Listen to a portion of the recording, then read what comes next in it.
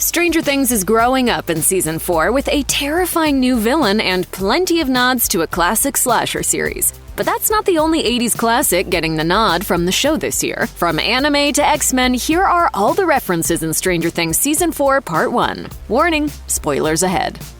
In the opening scene of the Stranger Things Season 4 premiere, there is an extended sequence of a paperboy throwing a bunch of rolled-up newspapers haphazardly at suburban houses. It hits random parts of the yards, including a chair and the back of a car.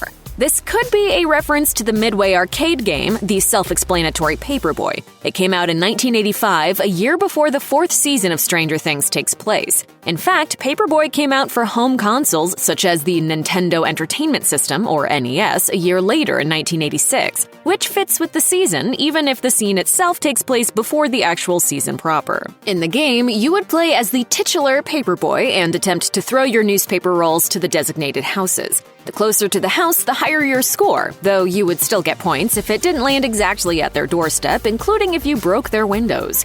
Meanwhile, the player would also have to dodge obstacles such as cars, other people, and in the sequel at least, even creatures grabbing at you from the sewers. This could all be a coincidence. Real Paperboys do exist, or at least used to. But the outfit and bike of the show's Paperboy does seem pretty similar to the video game character's design. There are a ton of references to Marvel's X-Men throughout the fourth season of Stranger Things. This makes a lot of sense, as Millie Bobby Brown's Eleven is often compared to a superhero, and her experimentation is reminiscent of some X-Men arcs, such as Chris Claremont's God Loves, Man Kills. Furthermore, the X-Men comics were increasing in popularity in the 80s, with many of their most popular arcs like the aforementioned Man Kills and the Dark Phoenix saga released during that time. As for the references themselves, there's the fact that the Dungeons & Dragons Club, led by new character Eddie that Mike and Dustin have joined in between seasons, is called the Hellfire Club, a probable reference to a villainous group of mutants in the X-Men universe. Other than that, Dustin also makes a direct reference to Cerebro, a telepath amplifier in the X-Men comics, usually employed by Professor Xavier to find other mutants. It's the name Dustin gives to an improvised computer setup he made to track down and help his friend Eddie, who has gone on the run for a murder he didn't commit. Welcome to Cerebro. Finally, there's the Nina Project, which is a top-secret machine Eleven is put inside so she can regain as well as amplify her powers, reminiscent in look and function to Cerebro. Star Wars is perhaps the most popular geek property in the world. While it seems ubiquitous now, particularly with all the Disney Plus shows, it was similarly inescapable in the first half of the 80s, particularly right after the release of the original trilogy. There is a lot of ancillary material that existed during this time between the release of the original trilogy and the prequel trilogy. This includes kid-targeted cartoons based on C-3PO and R2-D2 called Droids, as well as TV movies and an animated series about the Ewoks. In fact, sharp-eyed viewers can spot Will and Jonathan Byers watching a snippet of the aforementioned Ewoks cartoon in the third episode of the fourth season. Also, 2 episodes earlier, Dustin tries to put on his best Han Solo impression when telling his friends, "Never tell me the odds," a quote from The Empire Strikes Back. One of the most overt references in Season 4 is Carrie, both the 1974 horror novel by Stephen King, an overall major influence on the show in general, as well as the 1976 Brian De Palma film starring Sissy Spacek. This is because, at the beginning of the season, Will and Eleven are now living in California, with Eleven struggling to fit in. This is the first time she's ever been educated in a public setting, rather than being homeschooled by Hopper or in a secret experimental lab. Matters get worse, however, when she runs afoul of Valley Girl Queen Bee Angela. Angela and her posse relentlessly bully Eleven, now going by her birth name Jane, which, given Eleven's latent telekinetic powers, makes the parallels between Eleven and Carrie all the more clear. When she gets bullied at a roller rink, one of the bullies even pours a milkshake all over her, in a scene directly calling back to the image of Carrie doused in pig's blood. However, the climax of this plotline, where she doesn't go on a telekinetic rampage, seems to be a purposeful inversion by the Duffers. Wes Craven's A Nightmare on Elm Street from 1984 is a classic horror film for a reason. It starred Robert Englund as Freddy Krueger, the iconic knife-fingered, hat and sweater-wearing child killer who was killed in an act of vigilante justice and came back as a dream demon murdering the children of the people who killed him. While ostensibly a slasher film, it is elevated by Englund's committed performance, Craven's dreamlike direction, and the cool, gory kills. Please, God. This is God. Season 4 of Stranger Things revels in a Nightmare on Elm Street references. The villain uses the fears and anxieties of teens to kill them. Even the bloody deaths of his victims floating in the air is reminiscent of the first death in the original Nightmare film, as well as the plot about a perceived troublemaker being framed for the murder. However, the main Easter egg is the Duffer Brothers casting England in the series. He plays Victor Creel, a prisoner who, as a younger man in the 1950s, was framed for killing his children. He puts in a great performance, even if it's a more sympathetic one rather than the villainous work you might expect.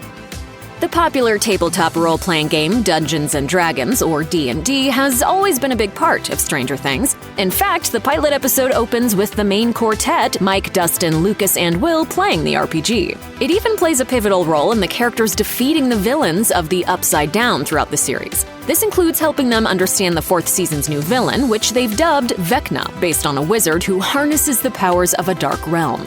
However, being set in the 80s, it means that the show is finally tackling the satanic panic of the era.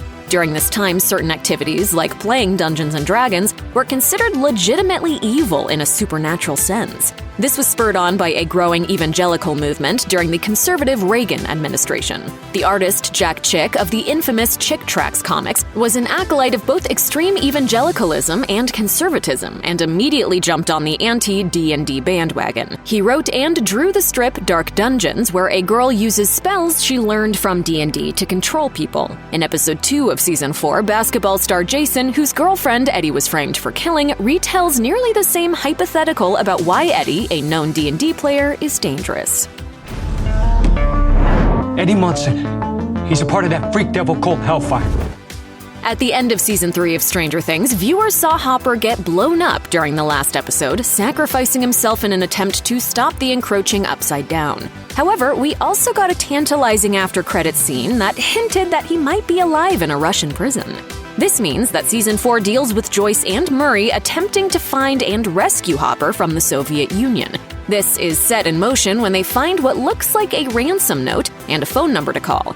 When they dial the number, they get in touch with a Russian who claims he can get Hopper to safety for a price. However, when Joyce initially calls the number, the dialed numbers play out the notes to the original Mission Impossible theme. For those unaware, the Mission Impossible series starring Tom Cruise is an adaptation of the Cold War-era TV series from the 60s, starring Peter Graves. There was even an ill-fated reboot in the 80s, the decade Stranger Things is set. This also alludes to the ensuing plot, as Joyce and Murray have to deal with spies, double crosses, and even the use of disguises in classic Mission Impossible fashion.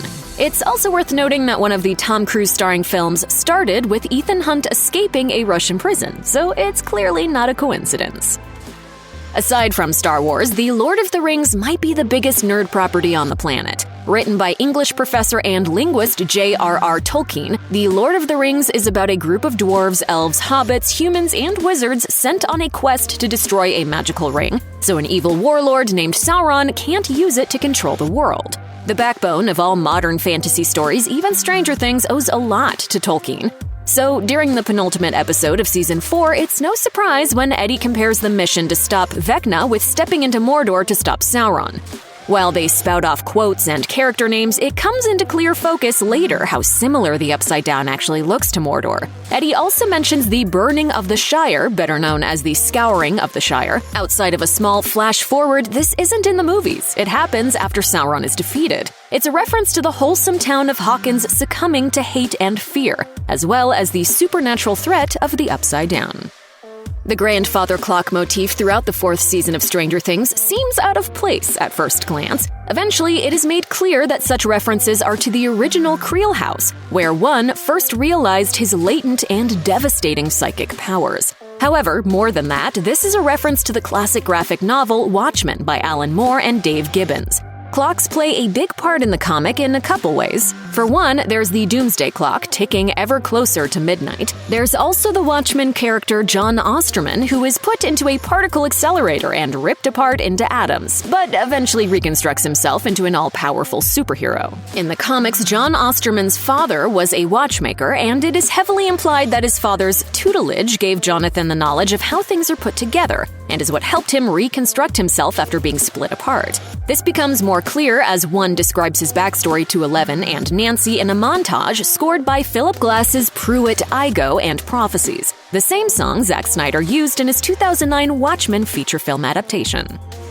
Though the seminal dystopian sci-fi anime feature Akira didn't come out until 1988, 2 years after the 4th season of Stranger Things is set, the manga that the anime was adapted from initially came out in 1982. Much like The Tale of 11, the Akira story focuses on a group of children with latent psychic abilities being controlled, monitored, and experimented on by a corrupt government agent. That is, until one of the children, Tetsuo, escapes and wreaks havoc on New Tokyo. Tetsuo eventually is overcome by his own abilities, becoming horribly disfigured. This is very similar to the fate of One, who tricked 11 into freeing him. This includes the disfigurement, with the tentacles being similar to the veiny tentacled hand of Tetsuo during the climax of Akira. This place and the people here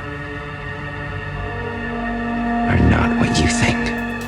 As well, One has a very anime look, with his hair, though blonde, styled in a way similar to Tetsuo, as well as his face being lit in a way that makes his facial features reminiscent of the character. Even the final disintegration in the show, initiated by 11, has visual similarities to shots from the classic anime and manga.